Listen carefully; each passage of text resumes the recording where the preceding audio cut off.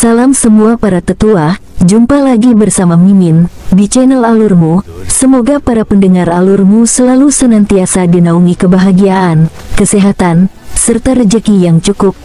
Oke, Mimin langsung lanjut ceritanya. Selamat mendengarkan dan hidupkan imajinasi para tetua. Cerita pun dimulai.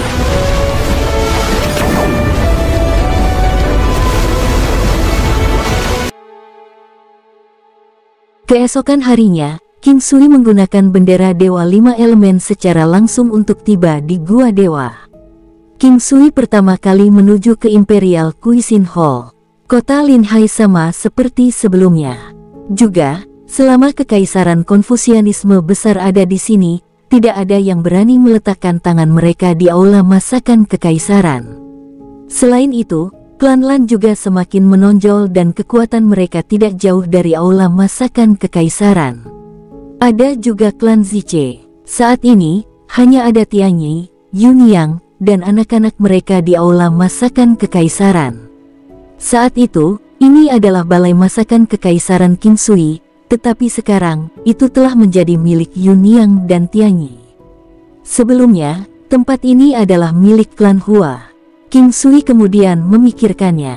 Dia ingat bahwa aula masakan kekaisaran di kota Great Sang juga milik klan Lang sebelumnya. Sepertinya mereka semua telah diberi oleh orang lain. Yunyang dan yang lainnya secara alami sangat senang melihat King Sui. Yunyang melihat King Sui seolah-olah dia adalah saudara kandungnya, seseorang yang lebih dekat dari saudara-saudara. Dia juga dermawan Tianyi, yang telah memberinya kesempatan hidup baru. Saat ini, Tianyi juga merupakan tabib ajaib paling terkenal di sini. King Sui selalu memiliki tujuan, yaitu mendirikan Imperial Cuisine Hall di setiap tempat yang dia tuju. Dia ingin Imperial Cuisine Hall tumbuh dan menjadi kuat di dunia ini.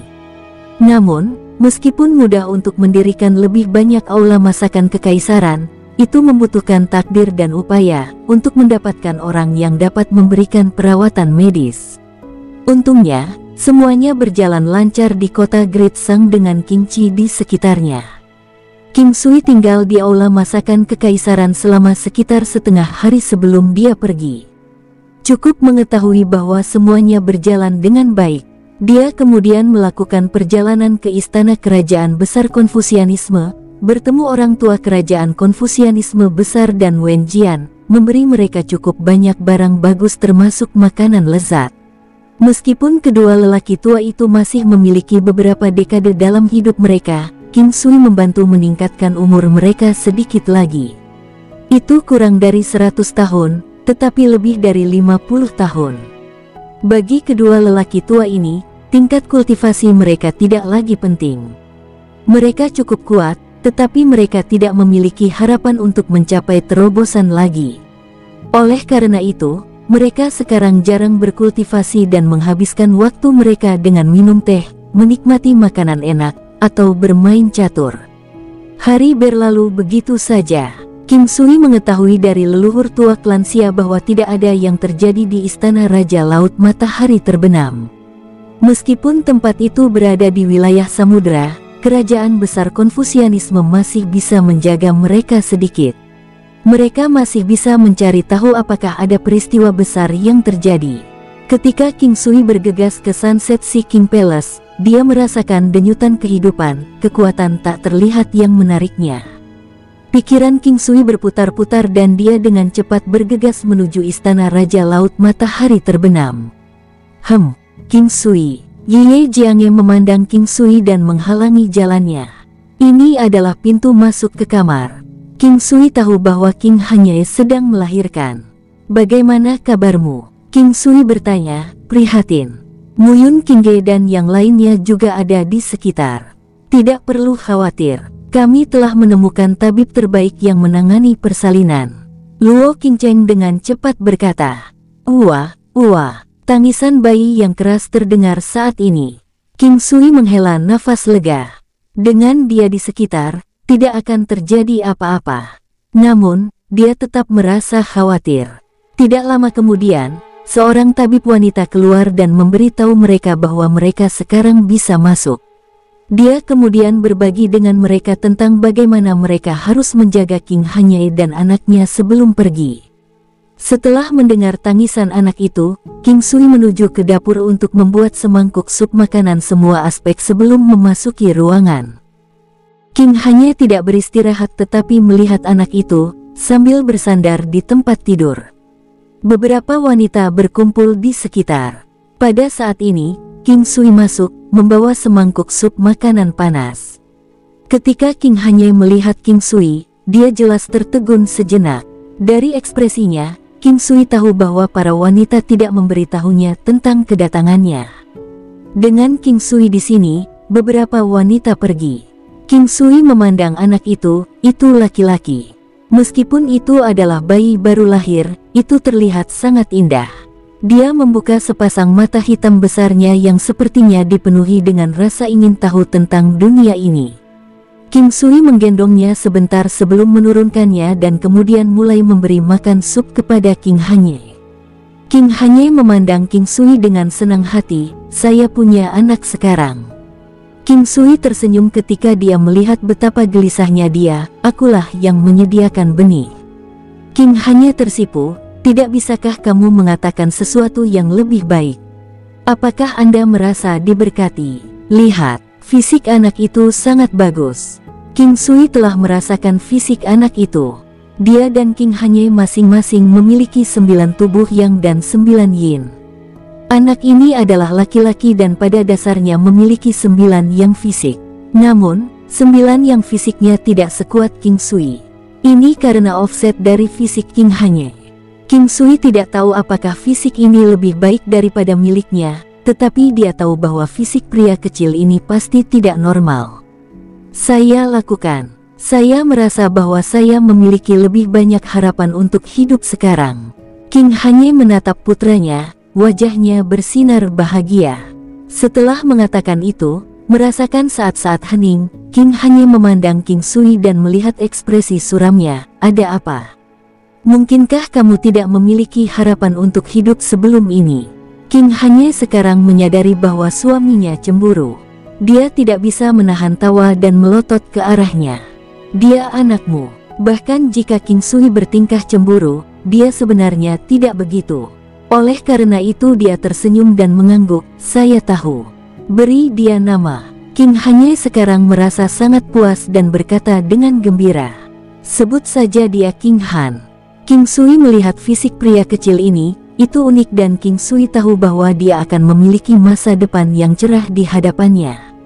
Oleh karena itu, ia berharap agar putranya dapat memiliki hati yang baik hati, berbakti, dan pemaaf. "Aku akan mengikuti keputusanmu. Anak kecil, kamu akan dipanggil King Han di masa depan."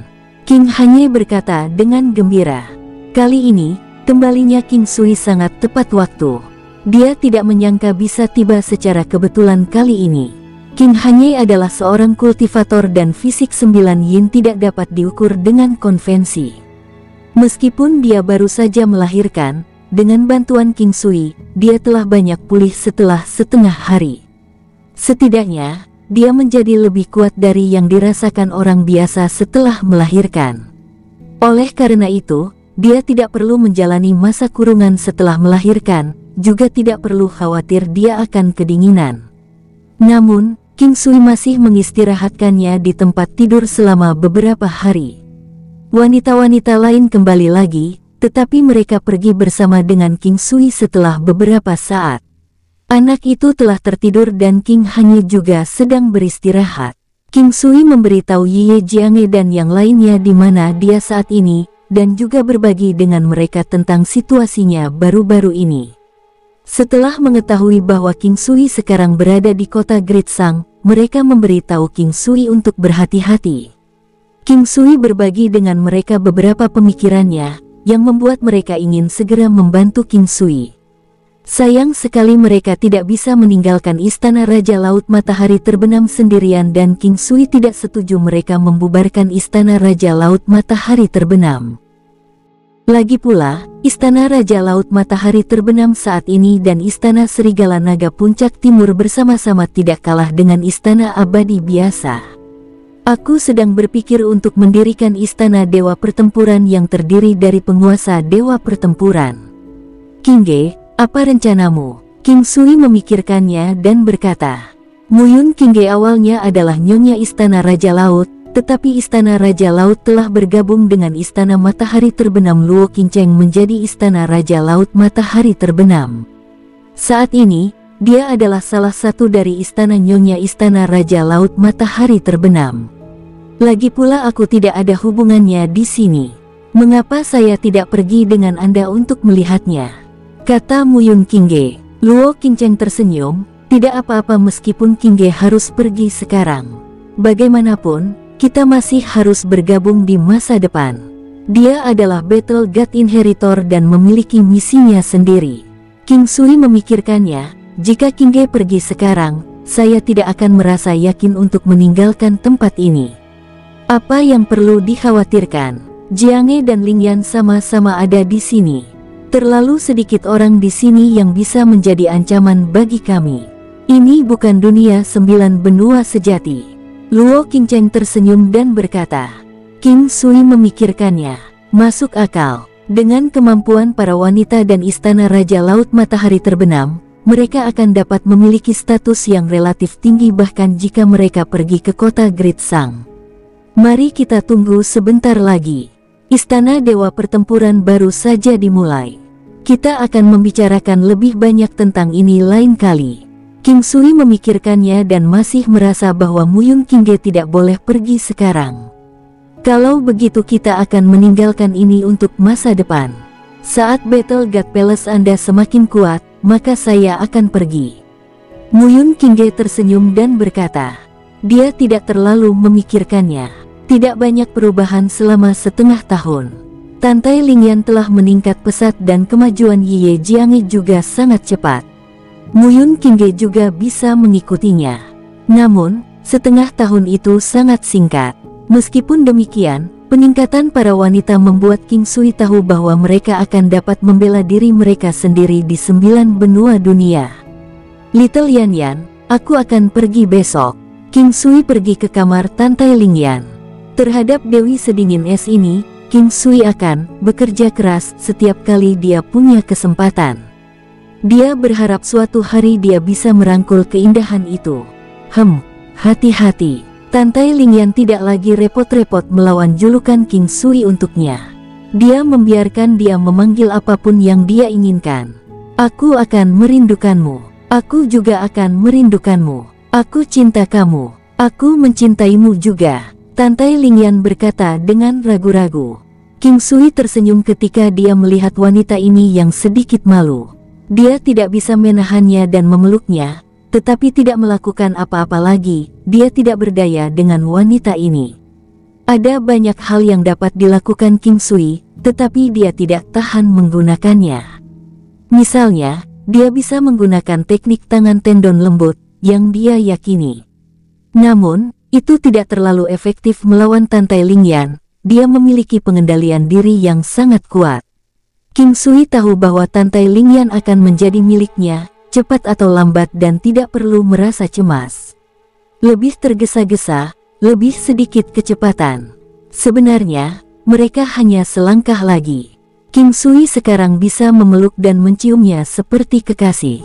Kadang-kadang, dia bahkan bisa meletakkan tangannya di dada dan pantatnya yang indah dan menakjubkan, dan melakukan apa saja. Hanya memikirkan ini saja menyalakan api di hati King Sui. Dia menunduk dan mencium bibir menawan itu, menggendongnya, dan berjalan menuju tempat tidur. Di tempat tidur empuk, King Sui berbaring di atas tubuh indah Tantai Lingyan, menciumnya saat tangannya bergerak tanpa henti. Ini membuat wanita yang sangat menawan itu gemetar tanpa henti. Kamu tidak diizinkan melepas pakaianku. Merasa bahwa King Sui melepas pakaiannya, Tantai Lingyan meraih tangannya dan berkata. King Sui telah membuatnya merasa nyaman, dan karena itu dia sekarang berkata, tersenyum pahit, kamu merasa baik, tapi aku masih menahannya. Saat King Sui mengatakan itu, dia mengambil tangannya dan meletakkannya di bagian tubuhnya yang terbakar itu. Tantai Lingyan menggigil dan secara naluriah menarik tangannya kembali. Dia kemudian melihat ke arah King Sui. Kamu berkata bahwa kamu tidak akan memaksaku. Bisakah Anda memberi saya sedikit lebih banyak waktu? Aku pasti akan jadi milikmu. Bukankah masih ada Jiange? Dia jarang berbicara dengan nada seperti itu, dan itu membuat King Sui mati rasa. King Sui hanya ingin menggodanya, tetapi sekarang berbaring di atasnya, dagunya hampir terkubur di puncak kembarnya. Melihat keindahan sedingin es yang menawan ini, King Sui tersenyum jahat dan berkata, kalau begitu biarkan aku merasakan ini. King Sui kemudian membenamkan kepalanya ke puncak kembar, dan menarik napas dalam-dalam dari aroma itu. Itu adalah wewangian yang lebih baik dari aroma lainnya. Tantai Lingyan menutup matanya dan tidak mengatakan apapun. King Sui tahu bahwa dia telah memberinya persetujuan melalui keheningan, lalu dia dengan terampil melepas pakaian atasnya. Sepasang puncak seputih salju yang menakjubkan melompat keluar. Mereka lembut dan lembut, namun halus seperti batu giok. Mereka bulat, tapi dalam bentuk persik yang sempurna. Ujung merah jambu memiliki pesona yang tak terlukiskan yang akan membuat pembuluh darah seseorang melebar. King Sui tidak bisa menahan diri, dia mencium dan menggigit mereka selama 1 jam. King Sui pergi setelah tinggal kurang dari seminggu. Dia masih harus kembali ke kota Sang Agung. Dia tidak ingin ada masalah di sana dan dengan cepat menggunakan bendera Dewa 5 Elemen untuk tiba di kota Dazang. King Sui telah menetapkan salah satu lokasi dari bendera 5 elemen Divine di kota Dazang. King Sui ingat bahwa sudah setengah tahun sejak terakhir kali dia datang ke kota Dazang. Haruskah dia pergi ke kota Salju Utara untuk mengunjungi Luan Luan? Jika dia tahu bahwa dia berada di kota Great Sang, dia pasti akan sangat bahagia. King Sui terbang menuju kota Sion. Saat ini, dia belum memikirkan apakah dia harus pergi ke kota Salju Utara, atau ke Istana Abadi Dunia Bawah Utara. Ketika dia tiba di antara kota Dazang dan kota Sion, dia mendengar suara pertempuran di kejauhan. Tidak lama kemudian, seseorang dalam kondisi buruk berlari ke arah King Sui. King Sui ingin pergi secara langsung, tetapi tepat ketika dia akan pergi, dia berhenti. Itu karena dia menyadari bahwa orang yang dikejar dan dicari adalah seseorang yang dia kenal. Tianhe Renmo, jenius dari klan Tianhe dari kota Tianhe. King Sui tidak menyangka akan melihatnya di sini. Itu terlalu mencengangkan. Lagi pula, dengan seberapa besar dunia ini, benar-benar kedekatan yang hebat bisa bertemu satu sama lain seperti ini. Tianhe Renmo. King Sui terkejut melihat bakat langka klan Tianhe ditutupi dengan luka. Setelah sepersekian detik, King Sui tercengang untuk kedua kalinya. Dia bisa merasakan aura yang kuat dari hati setan merah. Sejujurnya, hati iblis bukanlah hal yang baik, meski bisa memperkuat kultivasi seseorang dengan cepat, mudah bagi orang itu untuk berakhir dalam keadaan penyimpangan Qi. Namun, ini adalah hati setan merah. Dikombinasikan dengan Scarlet Fisik, itu akan mencegah penyimpangan Qi dan membawa kultivasinya ke keadaan seimbang. Tianhe Renmo sepertinya telah memperhatikan orang di depan. Dia memandang King Sui dengan heran, tiba-tiba berteriak, lari, minggir. Setelah itu, Tianhe Renmo segera berlari ke arah lain. King Sui tahu bahwa Tianhe Renmo tidak ingin melibatkannya, sehingga Tianhe Renmo menghindari meneriakkan namanya. Apa yang dia teriakkan tidak akan menimbulkan kecurigaan pada King Sui. Seandainya Tianhe Renmo berlari ke arah King Sui, akan lebih mudah baginya untuk melarikan diri. Namun, dia tidak melakukannya. Sekarang Tianhe Renmo berlari ke arah lain, lebih mudah bagi kelompok pengejar untuk mengelilinginya. King Sui senang di dalam. Ini adalah persahabatan. Jika itu adalah orang lain dengan motif tersembunyi, mereka akan berlari menuju King Sui dan menggunakan King Sui sebagai kambing hitam. Ada kemungkinan besar bahwa ketika dihadapkan pada situasi kritis, beberapa orang akan mengkhianati teman mereka seolah-olah persahabatan mereka tidak ada artinya. Bagi sebagian orang, tidak ada loyalitas selama biayanya melebihi manfaat. Saudara, cara ini, aku akan membantumu melarikan diri. King Sui berteriak dengan cepat. Tianhe Renmo melihat sikap percaya diri King Sui, mengertakkan gigi dan berlari ke King Sui. King Sui melihat lusinan pria di belakang Tianhe Renmo, kekuatan orang yang memimpin kelompok itu berada di tingkat ilahi. King Sui tidak yakin bagaimana Tianhe Renmo memprovokasi orang-orang ini. King Sui mengambil Tianhe Renmo dan melarikan diri dengan 9 benua langkah. Mereka langsung menghilang di depan kelompok pengejar. Meskipun beberapa orang di dalam kelompok itu bingung, ada banyak seniman bela diri tangguh yang mengerti bahwa mereka melarikan diri dengan menggunakan semacam harta karun. Mereka muncul di dalam kota. Meskipun King Sui tidak yakin tentang lokasi tepatnya mereka, dari sekitarnya, dia kira-kira bisa mengatakan bahwa itu mungkin kota angin besar. Kota angin besar ini dinamai dengan tepat. Setiap hari, angin kencang bertiup paling tidak selama setengah hari. Ada juga saat-saat angin bertiup tanpa henti selama berhari-hari. Dia bisa langsung tahu bahwa bangunan di sini jauh lebih berat. Tianhe Renmo, yang penuh luka, dan King Sui berada di dalam sebuah penginapan. King Sui sudah cukup banyak menyembuhkan Tianhe Renmo selama ini. Setelah membersihkan diri, Tianhe Renmo tidak lagi terlihat compang-camping, meski masih terlihat lelah. Saudaraku, kamu telah menyelamatkanku sekali lagi. Mereka tidak bertemu selama beberapa tahun. Meskipun penampilan mereka tidak banyak berubah, kultivasi mereka telah meningkat secara signifikan. Ketika dia pertama kali bertemu Tianhe Renmo, King Sui hampir tidak berada di tingkat Dewa Semu. Sekarang setelah sekian lama, Tianhe Renmo yang disembuhkan juga telah melangkah ke tingkat Dewa Semu. Sebelum mereka menyadarinya, 10 tahun telah berlalu. Keduanya telah berubah sedikit. Mereka tetap berhubungan saat mereka berada di benua tarian Phoenix, tetapi King Sui, yang selalu sering bergerak, membuat mereka sulit untuk bertemu sesudahnya. Saat itu, King Sui mengetahui bahwa Tianhe Renmo berjuang untuk seorang wanita. Meskipun dia telah menembus ke tingkat Dewa Semu, dia masih bukan tandingan lawannya.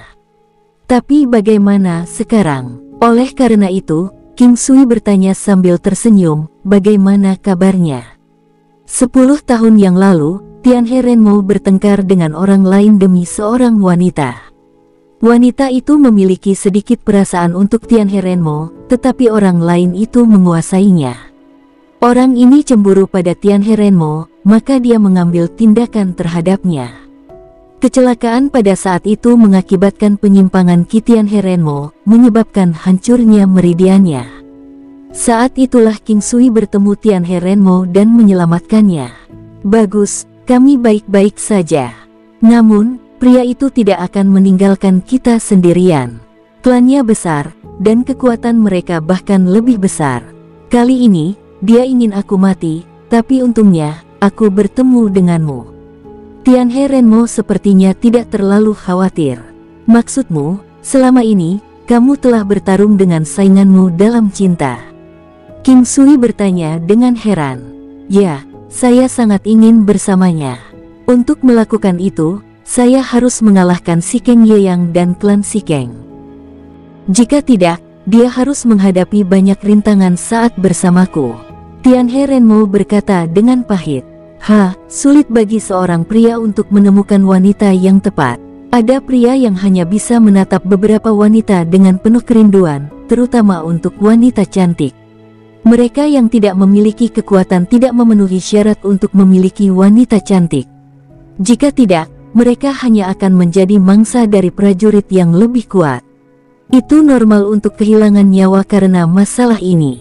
Bukan itu. Saya hanya mencintai satu wanita. Jika saya tidak bisa bersamanya, saya lebih baik tidak menikah selama sisa hidup saya. Tianhe Renmo berkata tanpa daya. Ada banyak orang yang tergila-gila cinta, tetapi banyak yang tidak bisa dibandingkan dengan Tianhe Renmo. King Sui mengagumi dedikasi Tianhe Renmo, mengetahui bahwa tidak banyak pria dengan tingkat kekuatannya yang akan tetap setia seperti dirinya. Di dunia ini, pria dengan kekuatan biasanya memiliki banyak istri. Berkali-kali, King Sui merasa bahwa dia sendiri bukanlah orang yang baik. Cinta pantas dikagumi, namun juga egois. King Sui tidak memiliki jalan mundur sekarang. Setiap wanita di sisinya adalah yang terbaik dari yang terbaik. Memiliki salah satu dari mereka adalah berkah, tetapi itu mengakibatkan dia tidak dapat memberikan cinta yang utuh kepada masing-masing dari mereka. Bagaimana kalau aku membantumu dalam berurusan dengan klan Sikeng? King Sui menyarankan. Saudaraku, tidak perlu. Saya akan mengurus ini sendiri. Jika tidak, orang yang lebih tua akan menyulitkan saya. Tianhe Renmo berkata sambil menggelengkan kepalanya. King Sui tetap tidak bisa berkata-kata untuk sementara waktu. Wanita ini telah memperbudak roh Tianhe Renmo. Dia telah menangkap jiwanya selama 20 tahun atau lebih. Baiklah, saya tidak akan membantu Anda secara langsung, saya hanya akan meningkatkan kekuatan Anda. Setelah Anda selesai dengan bisnis Anda, datanglah mengunjungi saya di kota Sang Agung. Anda bisa mengikuti saya sesudahnya. King Sui berkata sambil tersenyum. Itu adalah bagian dari rencanaku selama ini. Setelah saya selesai, saya akan datang berkunjung. King Sui membantu Tianhe Renmo untuk meningkatkan kekuatan dan fondasinya. Ini memungkinkan kekuatan Tianhe Renmo meningkat dalam jumlah yang luar biasa. King Sui kembali ke Imperial Cuisine Hall. Tidak banyak perubahan yang terjadi selama beberapa hari terakhir ini, semuanya berjalan lancar. Sesekali, dia akan mendengar cerita yang muncul secara acak tentang Imperial Cuisine Hall. Terkadang, dia akan mendengar tentang kebajikan Imperial Cuisine Hall. Meskipun ada banyak yang dengan sengaja mencoreng nama Balai Masakan Kekaisaran, seperti sengaja membuat kesalahpahaman terhadap Balai Masakan Kekaisaran, King Sui tidak pernah membela dirinya sendiri maupun Balai Masakan Kekaisaran. Setiap orang memiliki skala di dalam hati mereka. Jika skala itu tidak seimbang, itu hanya mewakili bahwa itu tidak sesuai dengan takdir mereka. Mereka yang biasa-biasa saja tidak akan menimbulkan rasa iri. Tidak mungkin memuaskan semua orang. Memuaskan sebagian orang sudah sukses. King Sui mempersiapkan dirinya untuk mengunjungi Jade Fragrant Restaurant dan memberitahu Yu Sixuan tentang kepulangannya. Meskipun dia percaya bahwa jaringan informasi Jade Fragrant Restaurant sudah mengetahui hal ini, dia merasa bahwa dia harus pergi ke sana secara pribadi. Itu menunjukkan bahwa dia menghargai pihak lain. Sangat cepat, Yu Sixuan senang melihat King Sui. Kenapa aku merasa kamu tidak ingin aku kembali? King Sui tertawa. Itu tidak benar. Anda kembali tepat, saya punya berita. Saya ingin tahu apakah Anda ingin mendengarnya. Yu Sixuan bertanya sambil tersenyum. Saya punya berita di sini. Apakah Anda ingin mendengarnya? Tanya Yu Sixuan, main-main. Tentu saja, saya ingin mendengarkan, jawab King Sui. King Sui tahu bahwa berita yang dirujuk oleh Yu Sixuan sangat berharga. Jika tidak, dia tidak akan menganggapnya serius. Apakah Anda mengetahui Northern Ice Domain, yang terletak tepat di barat laut kota Great Sang? Area itu dipenuhi dengan energi spiritual, tetapi tanpa vena spiritual atau mata air spiritual. Ada pintu masuk energi di sana yang hanya bisa dimasuki sekali setiap 1000 tahun. Energi spiritual di dalamnya sangat kental. Seluruh energi spiritual dari domain es utara mungkin berasal dari dalam pintu masuk energi. Yu Sixuan berkata sambil tersenyum. Energi masuk. King Sui memahami situasinya. Area itu adalah dimensi unik yang disegel, mirip dengan formasi teleportasi dengan hanya satu jalur menuju ke satu lokasi. Meskipun Anda mungkin dapat mencapai lokasi yang sama persis jika bepergian ke sana dengan cara biasa, Anda harus mengetahui terlebih dahulu di mana posisi tempat itu. Ditambah lagi, di tengah perjalanan bisa jadi ada penghalang jalan. Di sisi lain, dengan penggunaan pintu masuk energi, perjalanan akan aman dan cepat. King Sui telah pergi ke lokasi serupa, seperti Tanah Suci Panacea atau tempat di mana ia memperoleh warisan Dewa Pertempuran Emas dan set Dewa Dewi Tantai Lingyan. King Sui tahu bahwa lokasi ini adalah harta karun. Jika seseorang ditemukan di dalam domain es utara, King Sui pasti akan pergi. King Sui berbalik ke arah Yu Sixuan dan bertanya, apakah beritanya akurat? Akurat, tapi berita ini diketahui oleh banyak kekuatan. Tidak pasti apakah akan ada ruang bagi kami untuk masuk, kata Yu Sixuan. Kamar, ruang apa? King Sui kesal. Tampaknya tempat ini berbeda dari tempat lain yang dia masuki sebelumnya. Tempat ini hanya buka setiap 1000 tahun sekali. Dari apa yang saya dengar, pertama kali pintu masuk dibuka, hanya memungkinkan 50 orang untuk masuk. Energi di dalam pintu masuk akan mencapai puncaknya setelah sebulan. Setelah itu, pintu masuk akan dibuka untuk kedua kalinya. Bagi mereka yang ada di dalam, mereka bisa pergi. Pada pembukaan kedua, orang-orang di luar tidak boleh masuk. Tentu saja, ada yang terburu-buru masuk, tapi mereka akan terjebak di dalam selama ribuan tahun. Yu Sixua menjelaskan dengan nada serius. King Sui tahu apa yang Yu Sixuan katakan pasti akurat. Meskipun dia tidak yakin tentang sumber informasinya. Informasi ini pasti telah diturunkan dari satu generasi ke generasi lainnya.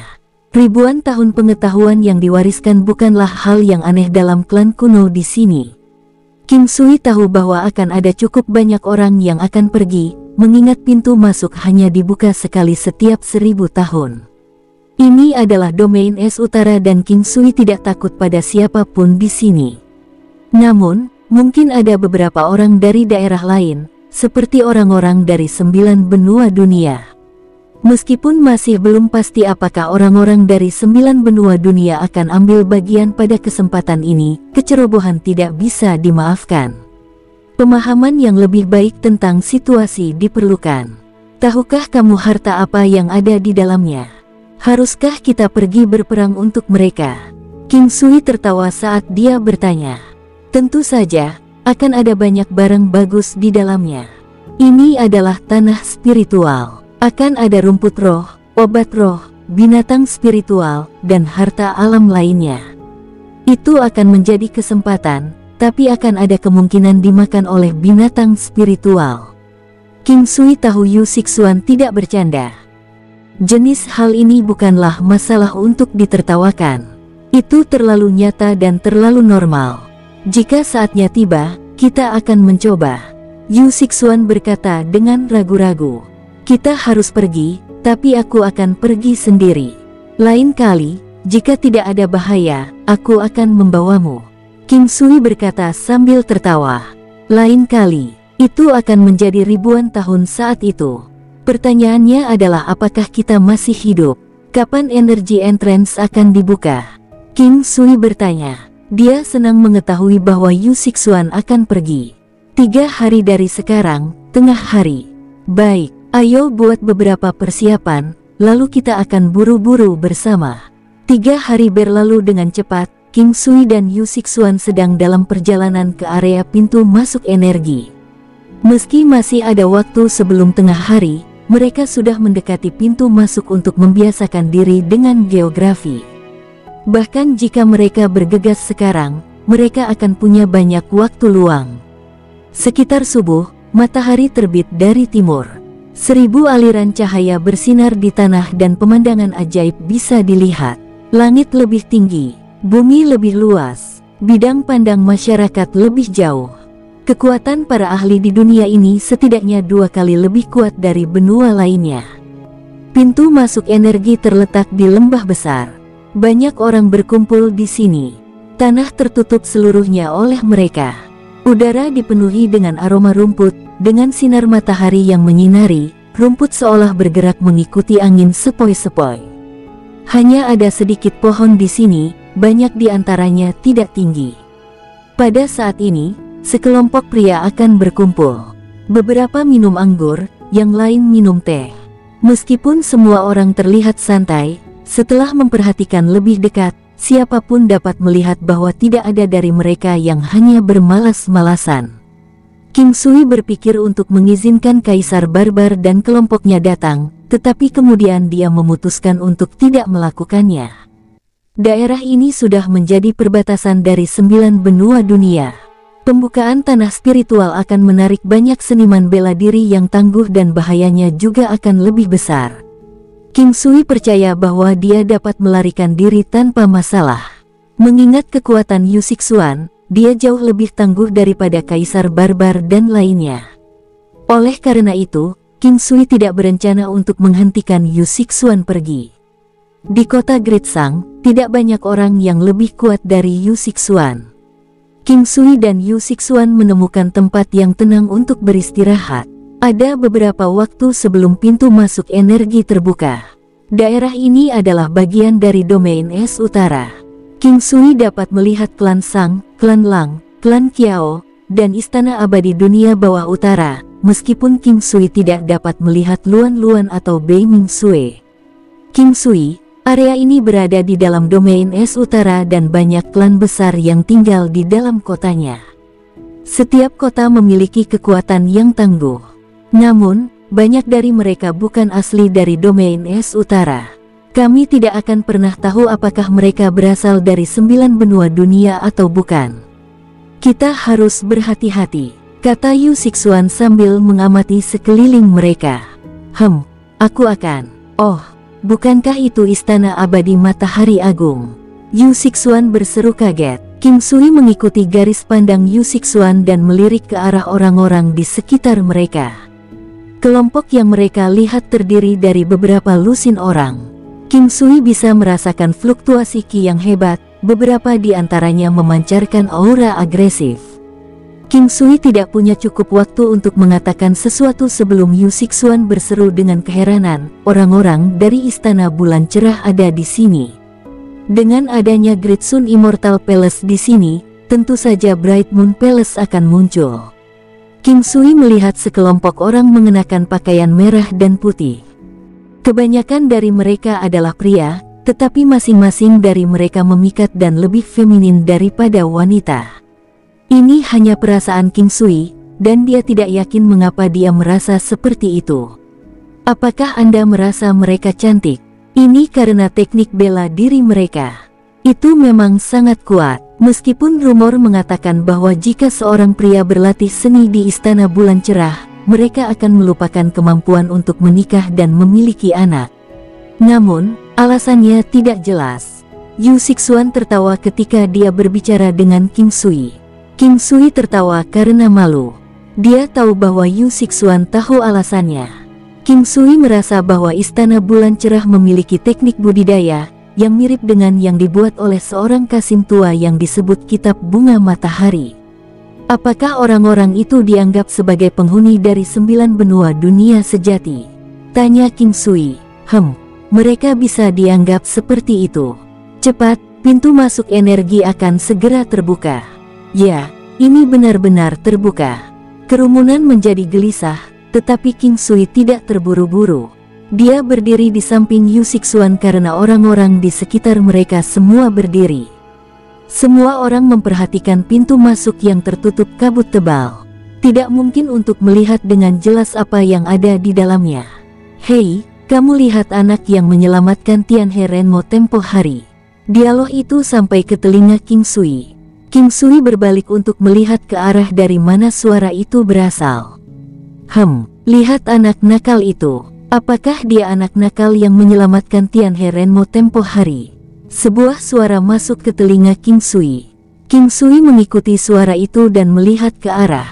Orang yang berbicara adalah seorang pria muda, seorang pria yang sangat muda. Saat dia berbicara, dia juga menunjuk ke arah King Sui. Dia memang terlihat seperti dia.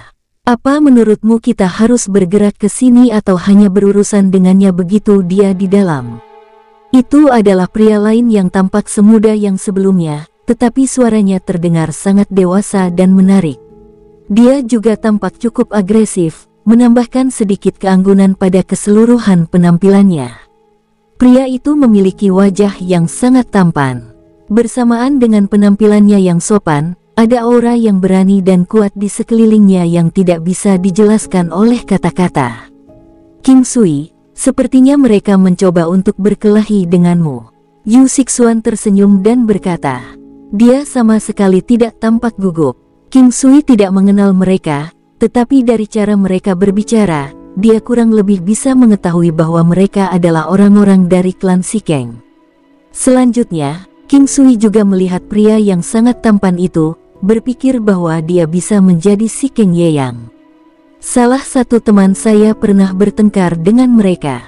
2 hari yang lalu, saya kebetulan melihat mereka mengejar teman saya dalam upaya membunuhnya. Jadi, saya membawa teman saya dan pergi bersama. King Sui menjelaskan secara singkat tentang apa yang terjadi. Seseorang telah masuk. Ayo masuk dulu. Siapkan tempat untuk Anda duduk. Kami akan menangani bocah ini nanti. Akan sulit baginya untuk melarikan diri begitu dia masuk. Remaja sebelumnya mengungkapkan senyum suram. King Sui tidak mengatakan apa-apa, tetapi jauh di lubuk hatinya, dia sudah memikirkan apakah dia harus meninggalkan tuan muda dari klan Sikeng di tanah spiritual. King Sui, ayo masuk. Yu Sixuan tersenyum dan berkata. King Sui mengangguk. Sekarang, hampir setengah dari kerumunan telah masuk, semuanya ahli. Sebenarnya, tidak perlu terburu-buru, bahkan di dalam tanah spiritual, semua pintu masuknya dibuat dari pertempuran sengit antara para pesaing. Baik King Sui dan Yu Sixuan muncul di dalam tanah spiritual. Sambil melihat pemandangan dan merasakan ki spiritual yang melimpah di udara, mereka merasakan rasa nyaman yang tak terlukiskan. Tanah di sini hampir sama dengan yang ada di luar. Ada juga lembah besar di sini. Namun, yang di sini bahkan lebih besar dan vegetasinya di sini lebih bervariasi. King Sui, mari kita lihat pintu masuk energi kedua. Saya pikir semua orang ada di sana saat ini, kata Yu Sixuan.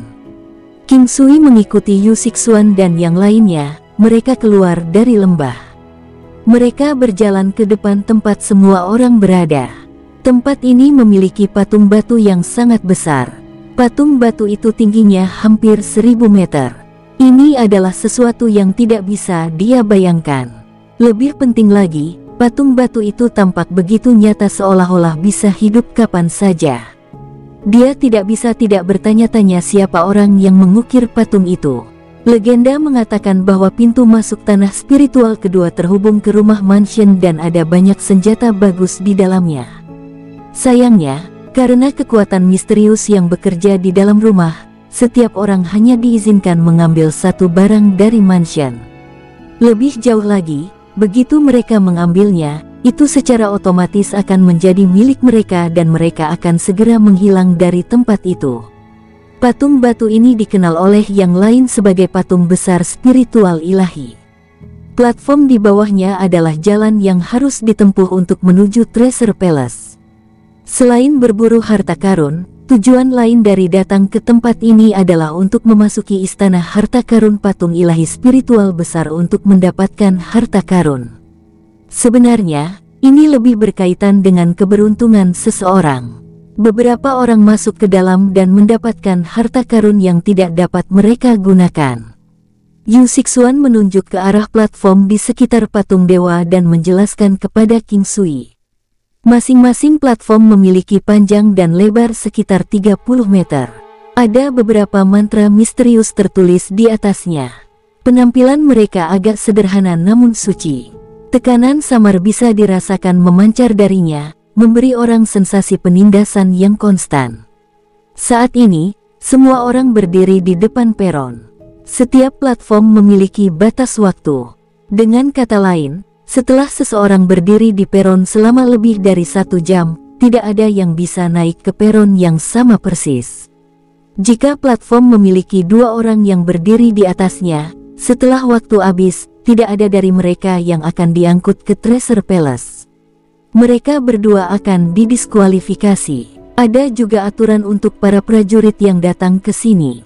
Pemenangnya bisa menentukan. Siapapun yang bisa mengalahkan raja akan mendapatkan hak untuk berdiri di atas panggung. Orang yang berdiri di peron harus siap menghadapi tantangan apapun yang datang kepadanya. Jika tidak ada yang menantangnya, begitu dia berada di peron, orang tersebut harus memanggil 3 kali untuk memastikan tidak ada yang tertarik dengan peronnya. Setelah itu selesai, dan tetap saja, tidak ada yang naik ke panggung, tidak ada tantangan lebih lanjut yang akan diterima. Itu aturannya. Tidak banyak perbedaan di lokasi masing-masing platform. Mereka tersebar di sekitar patung besar spiritual ilahi. Tempat itu menjadi semakin ramai seiring waktu. Hampir semua orang yang masuk sudah ada di sini. Tiba-tiba, seseorang muncul di peron. Dia adalah pria yang besar dan berotot. Pria ini seharusnya berusia sekitar paruh baya. Aura yang dipancarkan dari tubuhnya seperti matahari yang ganas. Dia mencengkeram tinjunya dengan erat dan berteriak ke sekeliling, "Lei Bao dari Great Sun Immortal Palace. Hari ini, saya mengumpulkan keberanian saya untuk berdiri di panggung ini. Siapapun yang merasa bahwa saya tidak cocok untuk berdiri di platform ini, silakan tantang saya." The Great Sun Immortal Palace memiliki reputasi yang sangat kuat. Orang-orang ini berasal dari Scarlet Refinement Land. Mereka masing-masing memiliki budidaya yang menakutkan dan termasuk dalam keberadaan dari 9 benua dunia yang sebenarnya. Pria itu melihat sekelilingnya dan ketika tidak ada yang mengucapkan sepatah kata pun, dia mengungkapkan senyum tipis. Dia memanggil 3 kali berturut-turut, tetapi tidak ada yang menanggapinya. Great Sun Immortal Palace merobohkan sebuah platform. Setelah itu, seorang pria berpakaian putih muncul di peron. Sama seperti orang sebelumnya, dia memanggil orang-orang di sekitarnya, "Kubai dari Istana Bulan Cerah." Orang ini tampak halus dan tampan. Dia memegang pedang panjang di tangannya dan tetap tidak bergerak saat dia berdiri di sana. Meski memanggil 3 kali, belum ada yang muncul. Bright Moon Palace adalah eksistensi yang setara dengan Great Sun Immortal Palace. Sebelumnya, tidak ada yang naik ke atas panggung. Jika mereka melakukannya sekarang, itu berarti mereka melewati Istana Bulan Cerah dengan pesan bahwa mereka lebih rendah dari Istana Abadi Matahari Besar. Dengan cara ini, jika lawan tidak berhasil mengalahkan orang dari Istana Bulan Cerah, kemungkinan besar dia akan dibantai oleh orang di peron. Istana Bulan Cerah juga berhasil merobohkan satu platform dengan sangat cepat. Setelah itu, orang lain muncul di platform ketiga. King Sui tercengang ketika dia melihat siapa itu. Bei Ming Sui. Seperti biasa, dia mengenakan gaun merah berdarah yang menjulur sampai ke lantai. Wajahnya yang pucat dan menawan sehalus wajah bayi. Dia memiliki hidung yang panjang dan halus. Rambut hitamnya menjuntai di belakangnya, matanya yang dalam namun tenang mengungkapkan kebijaksanaan di dalamnya. Tetapi pada saat yang sama juga terlihat sedikit dingin karena melepaskan pesona yang tidak biasa. Ini mungkin tampak dingin tetapi tetap mempertahankan aura yang memikat. Bentuk matanya agak panjang dan sipit. Saat dia menyipitkan mata, dia akan memancarkan ketenangan tak berujung yang bermartabat di sekelilingnya. Orang-orang di sekitar tidak berani melakukan kontak langsung dengan matanya. Dia memiliki sosok yang sangat tinggi yang hampir sama dengan King Sui. Tubuhnya yang ramping bersama dengan kakinya yang panjang, sangat proporsional. Terutama di pinggangnya yang kecil dan sempit, ada pita merah melilitnya, mengencangkannya dan memperlihatkan lekuk tubuhnya yang indah. Dia mengenakan jubah hitam di belakangnya yang menggantung sampai ke lantai. Itu membuat seluruh dirinya terlihat mulia dan penuh dengan temperamen dingin, memberi orang perasaan bahwa dia tidak bisa dijangkau. Wow, wanita tercantik di kota salju utara. Tidak, dia seharusnya menjadi wanita tercantik di seluruh domain es utara. Dia adalah penguasa istana dari Istana Abadi Dunia Bawah Utara. Dia memiliki kekuatan yang tak terukur. Menurut beberapa rumor, bahkan dikatakan bahwa dia memiliki kekuatan menakutkan yang mendukungnya dari belakang. Wanita ini terlihat terlalu cantik dan anggun. Dia akan terlalu berlebihan untuk ditangani oleh pria biasa. King Sui melihat ke arah di mana Istana Abadi Dunia Bawah berada dan tidak melihat sosok Luan Luan. Jauh di lubuk hatinya, dia merasa lega dengan itu. Pada saat yang sama, dia juga mulai mengembangkan perasaan yang baik terhadap Bei Ming Sui. Tidak diketahui apakah itu karena kecantikannya, atau karena hal lain. Bei Ming Sui sudah mengatakannya 2 kali, tetapi seperti sebelumnya, tidak ada yang naik ke peron. Sebenarnya, Istana Dunia Bawah Utara adalah kekuatan dengan kekuatan yang lumayan, tetapi dibandingkan dengan Istana Abadi Matahari Besar dan Istana Bulan Cerah, ada sedikit jarak di antara mereka. Pada saat Bei Ming Sui memanggil untuk ketiga kalinya, sebuah suara terdengar. "Saya ingin menantang Sister Sui untuk berkelahi." Begitu suara itu turun, sosok elegan muncul di platform tempat Bei Ming-sue berada. Itu adalah wanita yang sangat menarik dan muda. Dia terlihat sangat menawan dan memiliki tubuh yang seperti hasil karya iblis. Dia sangat seksi. Ada perbedaan besar antara tingginya dan tinggi Bei Ming-sue. King Sui di lantai bawah menatap wanita yang baru saja naik. Jika dia benar-benar harus membandingkan antara keduanya, selain pesona mereka, dia lebih unggul dari Bei Ming-sue dalam hampir semua hal. Namun, wanita yang memikat ini tidak diragukan lagi adalah satu di antara 1000 wanita cantik. Tidak banyak perubahan dalam ekspresi Bei Ming-sue. Dia berkata dengan lugas, "Selamat datang." King Sui tidak tahu kekuatan mana yang dimiliki wanita yang naik, tetapi dia tahu bahwa jika dia berani naik ke atas panggung, itu berarti dia juga bukan orang biasa. Fleksibilitas wanita ini telah mencapai tingkat yang menakutkan. Itu adalah semacam ketangguhan yang bisa mengurangi kekuatan ofensif lawan. Wanita itu juga tidak berniat membuang waktunya. Sepasang cakar logam aneh muncul di kedua tangannya. Cakar logam itu panjangnya sekitar 1 kaki. Mereka berwarna ungu tua tetapi tetap mempertahankan kecemerlangannya. Sangat sulit bagi senjata dengan warna gelap untuk menjadi begitu cemerlang. Oleh karena itu aneh, tapi tidak dapat disangkal bahwa ini sebenarnya terjadi pada cakar logam. Orang lain mungkin tidak menyadarinya, tetapi King Sui tahu bahwa ada kekuatan dingin yang menyeramkan di permukaan cakar. Kekuatan ini tidak semuanya berasal dari cakar, sebagian besar berasal dari tubuh wanita. Kekuatan semacam ini bisa menimbulkan banyak kerusakan pada manusia. Namun, pria juga cenderung menganggapnya sangat menarik. Sekarang, King Sui juga mengerti apa yang terjadi dengan wanita itu. Wanita ini mengembangkan seni penyerapan. Dengan kata lain, dia meningkatkan kekuatannya dengan menyerap origin essence pria. Ini bukan dual cultivation, tetapi lebih efektif dan lebih jahat dibandingkan dengannya. Dual cultivation lebih hangat dan lebih lembut. Itu memastikan bahwa kedua belah pihak dapat menerima manfaat hingga batas tertentu. Namun, seni penyerapan lebih menyeramkan. Itu merugikan orang lain untuk kepuasan diri. Wanita itu bergerak, sosoknya sangat cepat. Selain itu, pergerakannya juga tidak dapat diprediksi. Kecepatannya bukanlah poin utamanya, tapi begitulah caranya bergerak. King Sui bisa melihat melalui gerakannya, itu adalah semacam gerakan rubah iblis. Dia memanfaatkan kelenturan tubuhnya untuk mengubah posisinya dalam waktu sesingkat mungkin. Bei Ming-sue memegang pedang panjang seputih salju. Dia seperti air, meskipun tenang, kekuatan misterius bisa dirasakan berfluktuasi di sekitarnya. Pada saat dia menghunus pedangnya, langit menjadi gelap, sengit. King Sui sangat terkejut. Dia tidak pernah menyangka serangan Bei Ming-sue akan begitu sengit. Hong! Pedang itu mendarat dengan akurat di cakar wanita itu dan segera mendorong lawannya. Namun, hanya itu yang dilakukannya. Wajah wanita itu terlihat agak pucat. Begitu sosoknya bergerak, dia menyerang Bei Ming-sue bersama dengan 9 gambar kosong dirinya. River of Stars. Sama seperti sebelumnya, Bei Ming-sue berdiri di tempat yang sama dan tidak bergerak.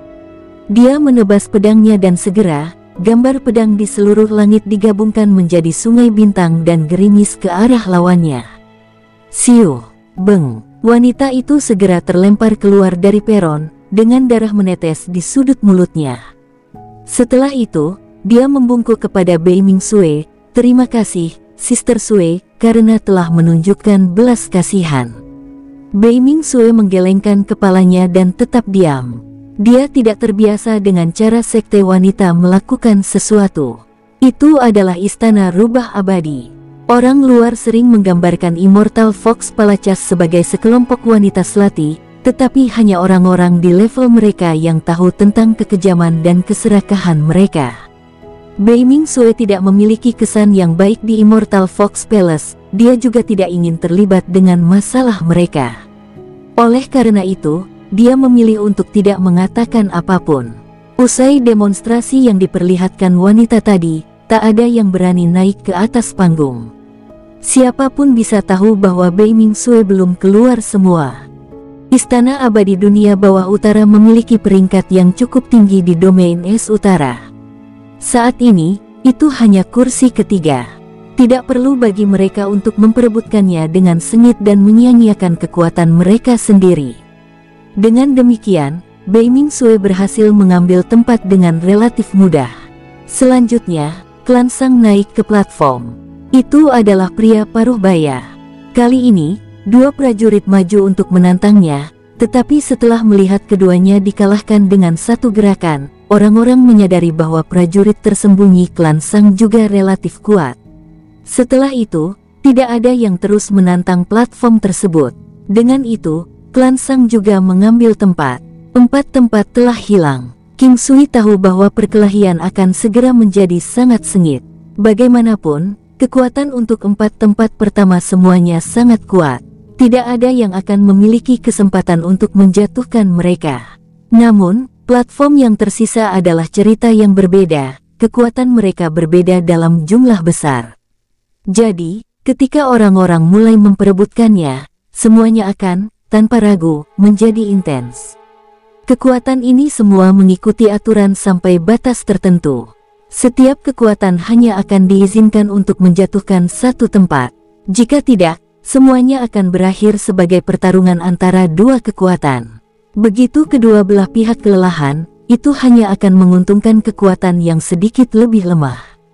Jadi, setiap kekuatan tidak boleh menjatuhkan dua tempat sekaligus kecuali kekuatan tertentu cukup untuk menekan semua orang yang hadir.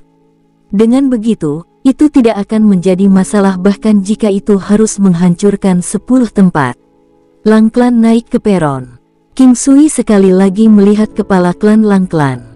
Dia masih ingat dengan sangat jelas di kepalanya karena dia hampir sama dengan sebelumnya. Dia juga tidak banyak berkembang dalam hal kekuatannya. Namun, unta yang kurus masih lebih besar daripada kuda. Meskipun kekuatan kepala klan-klan Lang masih bisa ditingkatkan, dia masih memiliki kekuatan klan untuk mendukungnya. Ditambahkan bahwa dia memiliki koneksi yang dibuat dari pernikahannya dengan wanita dari klan Sang, dia hampir tidak dapat mengambil tempat. Hanya tersisa 5 tempat. Semua orang menjadi cemas. Atau lebih tepatnya, mereka mulai menjadi tidak sabar. King Sui, apa menurutmu kita harus menjatuhkan 1 atau 2 tempat? Yu Sixuan bertanya pada King Sui. Apakah mereka akan mengizinkan kita untuk menjatuhkan 2 tempat? King Sui tersenyum dan berkata, mereka tidak akan tahu. Saya dari Jade Fragrant Restaurant sedangkan Anda dari Imperial Cuisine Hall. Aku pasti bisa menjatuhkan suatu tempat jika aku naik. Orang-orang ini tidak akan berani menantang saya karena saya berasal dari Jade Fragrant Restaurant. Yu Sixuan tersenyum dan berkata, baiklah kalau begitu. Kenapa kamu tidak pergi dan membongkar suatu tempat? Saya akan tinggal di sini dan menunggu sebentar. Jangan khawatir, saya pasti bisa mendapatkan tempat untuk diri saya sendiri. King Sui tersenyum dan berkata, baiklah, biarkan aku pergi dan mengambil tempat. Pada saat Yu Sixuan selesai berbicara, sosoknya bergerak dan dia segera muncul di salah satu platform. Ah, dia dari Jade Fragrant Restaurant. Apa yang harus kita lakukan? Ya, jika kita mengalahkannya sekarang, kita tidak akan bisa menikmati makanan enak lagi. Sepertinya dia akan berhenti berurusan dengan kita. Kamu benar-benar khawatir akan memukulinya. Apakah Anda benar-benar berpikir bahwa tidak ada yang tertarik pada Jade Fragrant Restaurant? Lihatlah mata kekuatan besar di sekitar Anda. Wanita ini bukanlah seseorang yang harus Anda provokasi. Itu adalah kejutan bagi King Sui bahwa tidak ada yang memperebutkan tempat itu dengan Yu Sixuan. Dia berpikir bahwa banyak orang akan memperjuangkannya. King Sui telah meremehkan kemampuan wanita itu untuk memberi makan perut pria. Mayoritas orang di sini pernah ke Jade Fragrant Restaurant sebelumnya untuk makan makanan mereka. Ketika hanya 4 tempat tersisa, seolah-olah telah menjadi siang hari. Banyak orang mulai naik platform. Beberapa yang tidak beruntung hilang dalam pertempuran roda. Sungguh hal yang sangat menjengkelkan yang bisa terjadi pada mereka. Segera, dua platform lainnya diruntuhkan. Hampir 70% dari pasukan yang tersisa telah mengambil bagian dalam pertempuran untuk dua tempat terakhir. Sebagian besar prajurit yang bertarung adalah prajurit terkuat dari sekte mereka. Begitu mereka kalah, kecil kemungkinan mereka akan terus memperebutkan platform.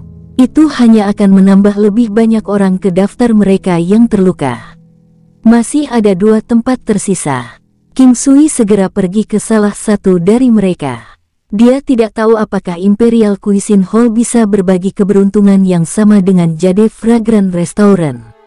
Balai Masakan Kekaisaran, King Sui.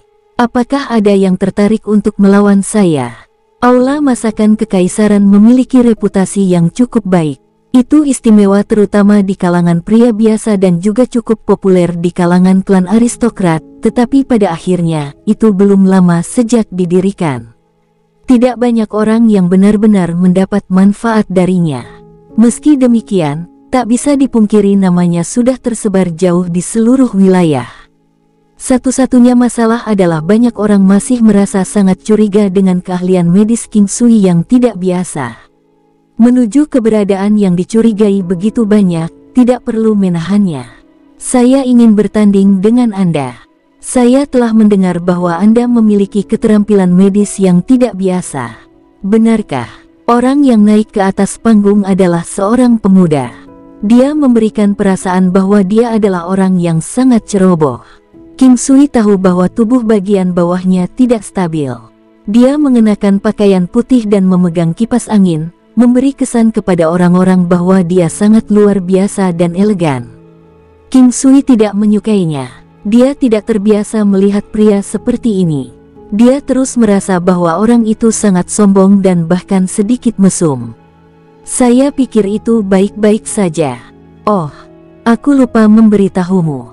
Kami memiliki pepatah kembali di tempat kami, bahwa seorang alkemis tidak membunuh orang dengan pisaunya. Hati-hati sekarang, atau kamu akan kalah dengan cara yang sangat menyedihkan, ucap King Sui tersenyum. Seorang alkemis yang mencoba membunuh orang. Lelucon apa? Bagi seorang alkemis yang tidak merawat pasiennya melainkan datang untuk berperang, ini disebut tidak fokus pada pekerjaannya. Seorang pria berkata dengan gembira. King Sui tersenyum. Dia menyadari bahwa orang ini tidak menyebalkan seperti yang dia pikirkan. Terlepas dari bagaimana dia berpakaian atau menyombongkan diri, itu tetap merupakan kebebasannya untuk melakukannya. Bahkan jika dia tidak terbiasa dengan orang-orang seperti ini, bukan berarti mereka tidak akan ada. Pasti ada alasan untuk keberadaan mereka, sedemikian rupa sehingga King Sui merasa akan ada banyak wanita yang rela mati untuk pria sombong seperti ini. Bersambung, sampai jumpa di episode berikutnya. Semoga kalian semua terhibur. Terima kasih, bye-bye.